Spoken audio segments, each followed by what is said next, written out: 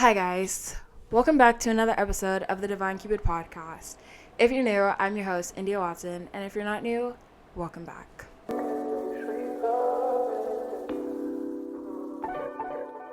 Hi, guys. Welcome back to another podcast episode. Happy Monday night.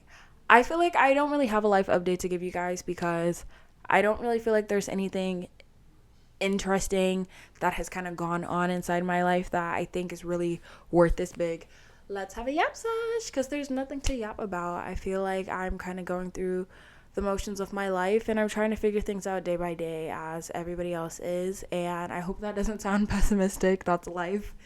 But I do want to just dive right into the podcast episode because everything's fresh right now, guys. Everything is so fresh in my brain. But as of late in my life, I feel like I have been kind of leading by my thoughts. I'm a person, I have a very, very, very bad tendency to just think. I feel like my favorite hobby in life when I was younger used to be sitting in a dark room and just thinking. I just love to think. I love to kind of sit and analyze the things that are going on in my brain and kind of process those things. I feel like I have so many thoughts that I actually just want to sit through. It's like in my brain, I'm going through a filing cabinet and I'm just looking through certain things that I was thinking about or what I have been thinking about, and I feel like my thoughts have been very negative. I've always had a tendency for my thoughts to get very negative, but as of lately, I feel like my thoughts have just been very negative, and that has created a lot of anxiety in things in my life. One thing I've noticed, unfortunately, that has been a common theme in a lot of my podcast episodes that I've talked about has been anxiety. I've been trying really hard to kind of stray away from just the conversation of anxiety as a whole because I feel like it's something that obviously everybody has and everyone deals with. But for me, I feel like my anxiety has been on 10 for a really long time. I don't really know where this anxiety stems from. I have anxiety in all different kinds of things. And I feel like it really just stems from constantly living in my head. I hyperfixate on a lot of things in my life that I feel like don't deserve hyperfixating on. And I have a lot of conversations with my mom about my worry and fear about things that may not never actually happen. I think a lot of things, and I'm always there. I'm so quick to kind of think of a worst case scenario. I'm so quick to get in a relationship and think it's going to end in the worst way, and I'm going to be heartbroken, and everything is going to fail and flop and suck and be bad. I'm quick to go get in my car and immediately assume the worst, deadliest car crash. I'm so quick to just go through a filing cabinet of thoughts of all the bad, worst case scenario things that could ever happen in any circumstance, in anything I step foot in. I'm projecting this atmosphere of negativity around myself, and I feel like if you can listen to this and think, damn, that sounds fucking terrible, it's because it is terrible, and that does sound terrible, and that's horrible, that's awful. It's awful when your place of your mental space is just so crowded by negativity, and you're always in your head and your thoughts are just so negative, and you feel kind of helpless in that situation because you don't really know how to have control over your thoughts. I used to read a lot of books about how we can control what we think and how we actually have full control over our thoughts. It's not, oh, we randomly got this thought one day. No, you have control over the things that you think about, and you have more control over the thoughts you put your focus and energy towards. Before I really get towards that, I want to keep going with my tangent about my poor thinking, but I've lived in my head for a long time.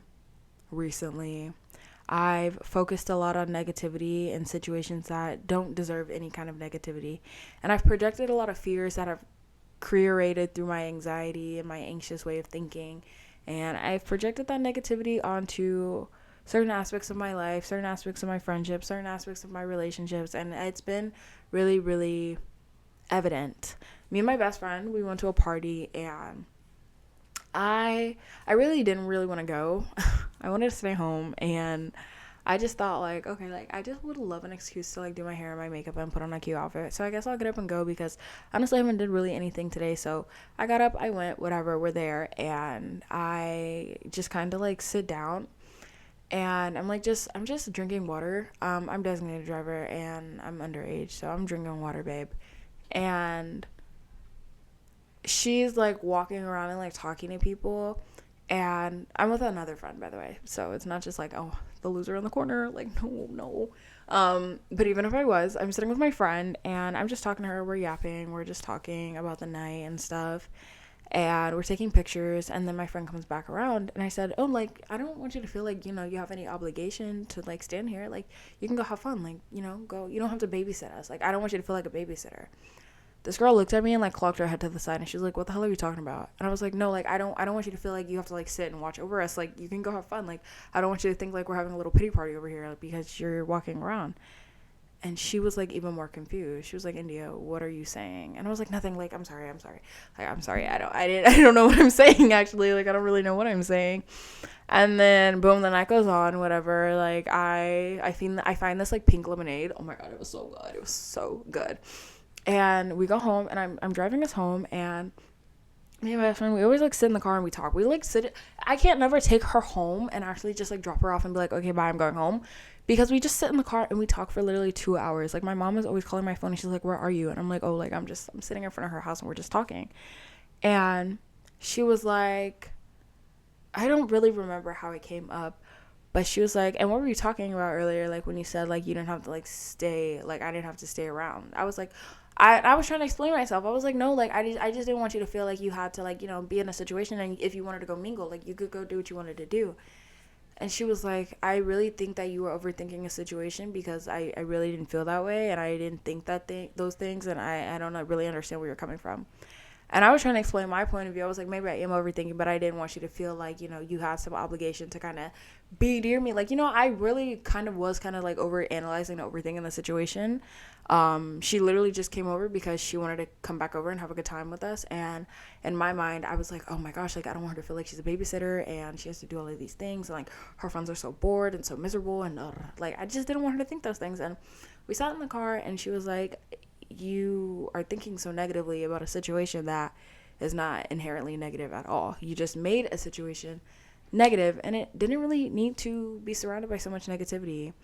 She obviously didn't say it like that, but that's really what I derived from that conversation, is how badly my overthinking is kind of getting, that it has so much potential to just bleed onto good things. Because when you go into situations with so much negativity, and I'm sorry because that explanation of the story took really, really long, but when you go into things with so much negativity, like, you tend to only focus, and your outlook on things is only so negative. You can have a negative perspective for as long as you want, but don't expect any positivity in any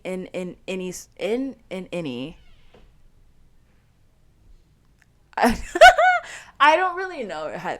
Don't expect any don't expect any positivity in any situation that you walk in. Sorry, guys, that was really tripping me up. But if you go into things with a bunch of negativity, a negative mindset, a negative perspective, you're expecting something negative out of the situation, you're not going to really look for any positive. You're not really going to smell the flowers in anything. You're not really going to see the good in anything. You're not really going to be able to enjoy anything, because you're going to nitpick that one little bad thing and miss the entire good things that you were in. I don't know why I'm really struggling with my words today. This is so weird. But I've kind of, like, looked at things that, with the mindset that I have and that I carry, there will be no fulfillment out of the things that I'm doing and, like, that I want to do, because I'm going into things like, I'm scared to do this, I won't be good at this, I hate this, I'm bad at this, I'm suck at this. Like, when you think about things like that, it's damaging to the effort, the energy, and the output of whatever it is that you're in. Living in your head is such a terrible thing for not only you, but the people around you, and I feel like it hinders you from so much greatness and goodness. And another really good example I feel like I can give you is, I work at a middle school, and I'm trying to help this kid do his homework, and I opened the book, and he's like, I can't do this. And I looked at him and I was like, you didn't even open the book. Like, we just opened the book, babe. Like, I'm not seeing you really look at anything and do anything. And he was like, I don't know how to do this. And a wave of frustration, I'm not going to lie, kind of flew over me, because I was like, you didn't even try. Like, You just looked at something and you told yourself that you couldn't do it. And I feel like you're doing a disservice to yourself because you are looking at things and automatically expecting failure out of something without even putting your energy towards it. I was like, how do you expect to kind of grow in life if you look at everything and you expect the worst out of it? Then, I had to sit back and think like, oh, wait a minute. I'm guilty. Like, I'm guilty. Arrest me and get me. Because I go into things and I'm like, yeah, I'm going to suck at this. This is hard and I'm scared. And it's so easy to run away. It's so easy to retract yourself from whatever situation you're in when you're about to face hardship, obstacle, or you're looking at something and thinking like, damn, like I'm not good at this. It's easy to just go the other way and have to avoid it as a whole. But one thing I've really learned in my life is if you don't do it now, you're going to have to do it later.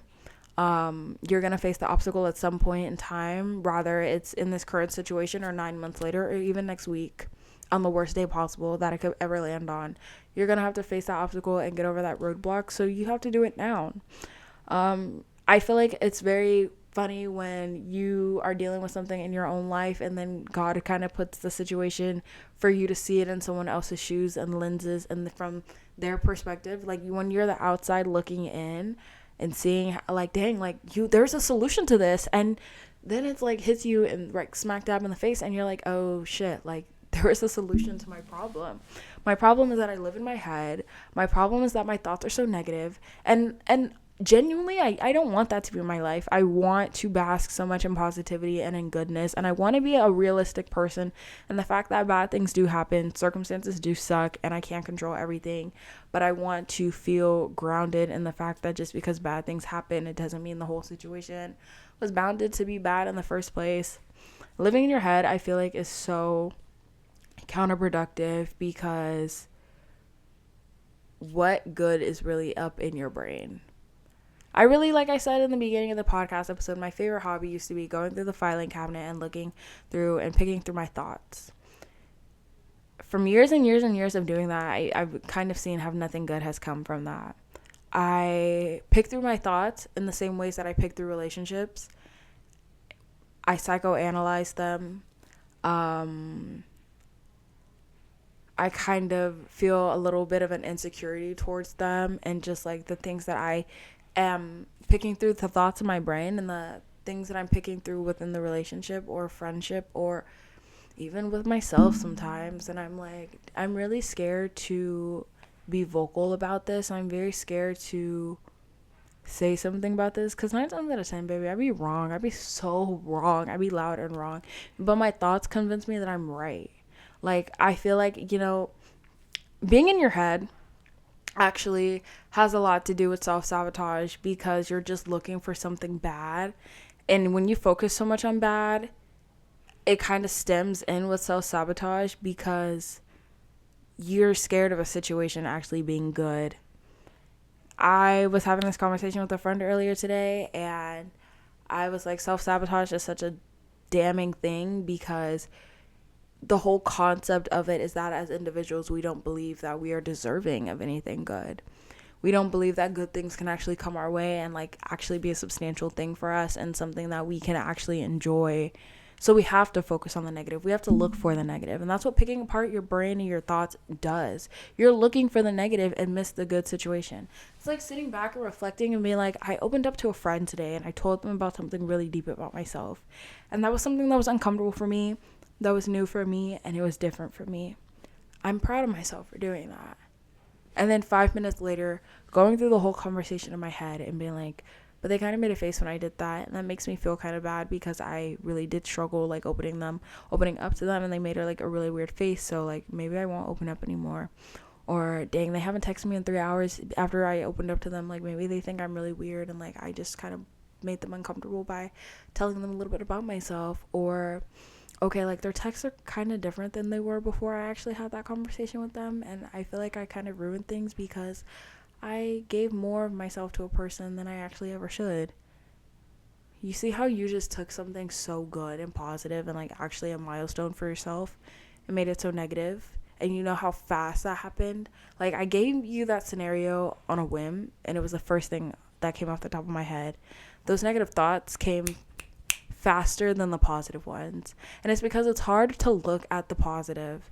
It's hard to really see good things and believe that you deserve the good things that happen. It's hard to stay focused in on the good things because we believe that we don't really deserve them. So we have to look for bad things that happen and miss our one good thing. It's hard to smell the flowers, and it's hard to enjoy what's actually happening to you and around you. That's something that I'm really trying to work on, actually. I don't really enjoy a lot of things until I feel like it's about to withdraw from my life, and I really hate that for myself because I really wish that in a lot of aspects I do enjoy things while they are happening to me currently, and not reminiscing on the good things that happened that I couldn't enjoy because I was feeling like something bad was going to happen the entire time. Because when the bad thing comes, it's not really a damn I knew this was going to happen feeling for me. It's more of a I really wish I enjoyed this before it ended kind of feeling. I think that is more hurtful than the whole I don't have it anymore, because I feel like I didn't value it the same way that I should have because I expected something poor to happen because it felt good. And I hate that as people we believe that we don't deserve good.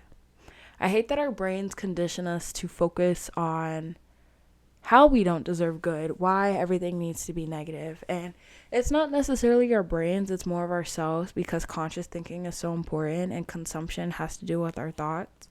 But it's hard to really notice the patterns and the bad behaviors that we are adapting and walking in and actually take the strides into changing them.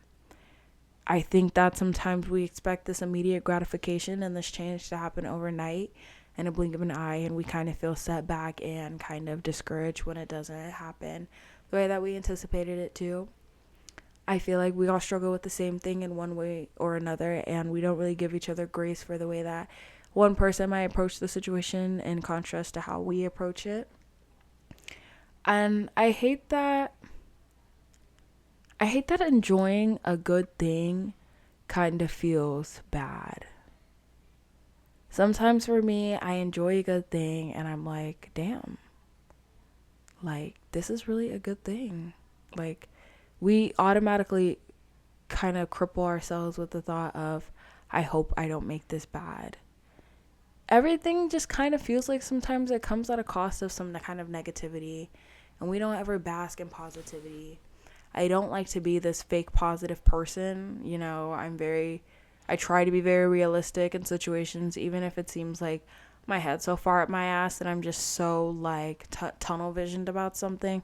But I really try to look at everything from every single perspective I possibly can and be very realistic in situations. And I try to be led by logic. Even though I'm such an emotionally driven person, I try to kind of lead by logic. And the only logic for the negativity that we face and the lack of focus on positivity is all because we kind of put all of our focus and our energy towards feeding all of our negative thoughts. We've put a lot of our energy to the negative overconsumption on social media.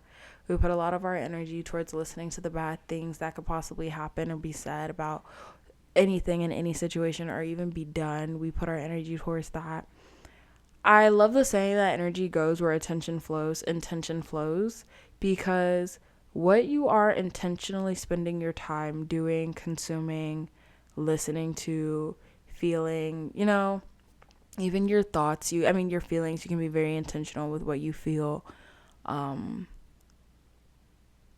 Where that intention really goes and what we're doing, that's where our energy goes. So if we're putting our intentions in doom scrolling, and it's doom scrolling, baby, it's in the name, it's negative, horrible, awful, brain rot, you can expect the energy in your life to just feel like you're doom scrolling in your own life. You're not really moving with much intention, with much desire for any kind of improvement. You're just kind of like following wherever the fucking wind takes you, and I don't feel like that's a good trait.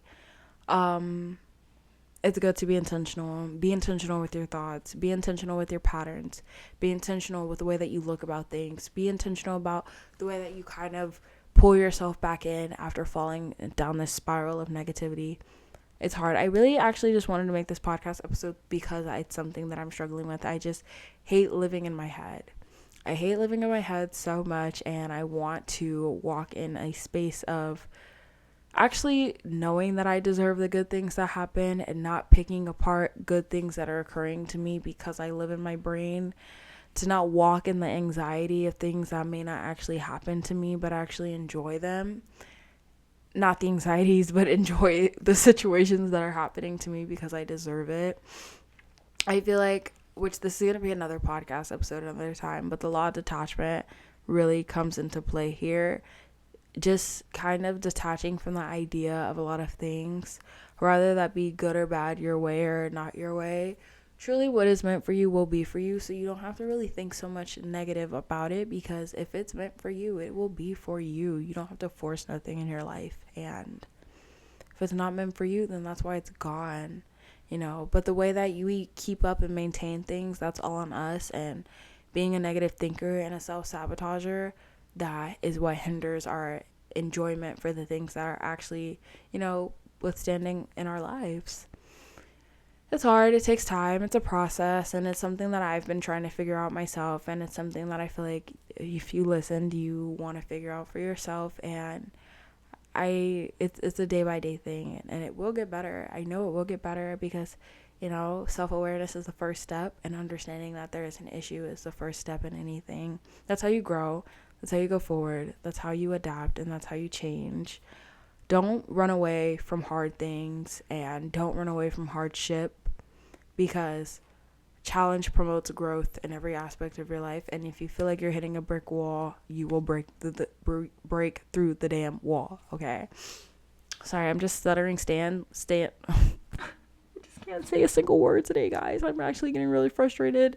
But you'll break through, and you will get better at the things that you struggle with, and your negative thoughts will no longer consume you, because once you put your intention towards, a better way of thinking, a better way of retracting, catch that thought when it comes. Don't sit on it. Don't meditate on it. Don't revisit it. Stop picking through little aspects of your life. When you catch yourself doing those things, honestly, one thing that I feel like I'm trying to do when I catch myself just kind of focusing on the level of negativity is to, one, ask myself, what in the situation is making me feel and think these things?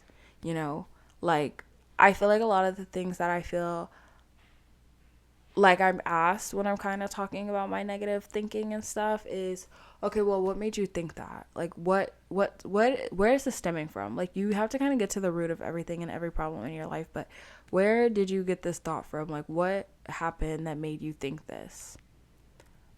This person texted weird. How do you know they're not busy?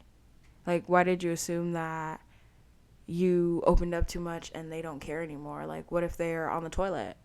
Or what if they're running errands? Or what if they're driving? Or, what if they're doing this? Like, why did you think the negative? And why didn't you think, oh my gosh, like, this person may actually be doing something, and this person has a life, or this person is doing that? Or, why did you think so negatively about it? Or when you walk out of a job interview and you're like, damn, like, I'm not getting that job. Like, I really bombed the interview. What makes you think you bombed the interview? Because I stuttered a couple times. Like, you're not human and you don't stutter. Like, we all stutter. I've stuttered so much on this podcast episode. Why did you have such a negative outlook on something? If the job was meant for you, the job will be for you. Opening up to a person, it means you trusted them enough to show bits and pieces of yourself, and that means they're deserving of knowing more about you, and that's a good indicator that your body and your mind and your heart felt comfortable establishing this bond of trust with another person to kind of let them in and know more about you. So why does it have to be a negative thing? Why do we make good things so negative? Why do we poison the things that we touch by our negativity?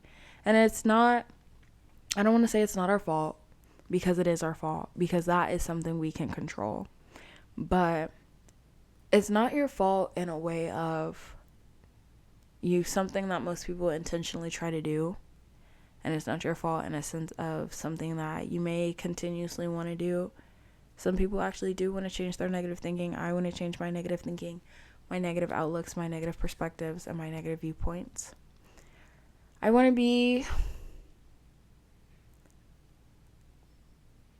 more happy about everything that's in my life, and not so anxious and worried and filled with dread about things that I just can't control.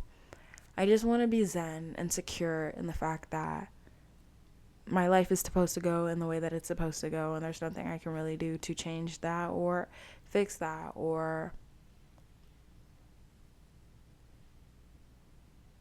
sorry, really big brain pause. There's nothing I can really do to make anything better or worse than I possibly already could. You make things worse for you because when you're in your head, you are silently suffering and you feel like you're plaguing the things that are around you. Choose good thoughts, choose to think better, choose to not go into situations with so much negativity, choose to change. That's what you can do, really. You can't really do nothing else but choose to change and choose to fix it. I can't give you so much of a play-by-play on how to do all of those things because I'm really trying to work through that myself and I'm trying to figure it out myself. I love everything that I feel like has kind of walked into my life and stepped foot into my energy and into my domain of Indianness. Like I love everything that is kind of that God has kind of brought towards me, and I want to value it more. I want to treat it with the same delicacy and respect, and I want to treat my heart, my brain, and my thoughts with the same delicacy and respect. That's important to me. I want to feel just as good as the things in my life make me feel, and I want to not carry so much negativity about the things in my life that I genuinely have no control over. I can't really do nothing about nothing. So I want to be more positive, and I want to be a positive thinker. I don't want to self-sabotage the things in my life. I want to enjoy them, and I want to live in the moment when it comes to so many different things. And I'm going to actively make and take those steps to work towards all of the things that I feel like I talked about in this podcast episode today. And that was it. This is like, I guess, a video diary and less of a podcast episode. But regardless, we got to yap and talk and chit chat. So I love that. I'm sorry I stuttered so much. I know I sound like stupid. But that's honestly it for this podcast episode. I love you guys so incredibly so much. I will see you next week. Goodbye.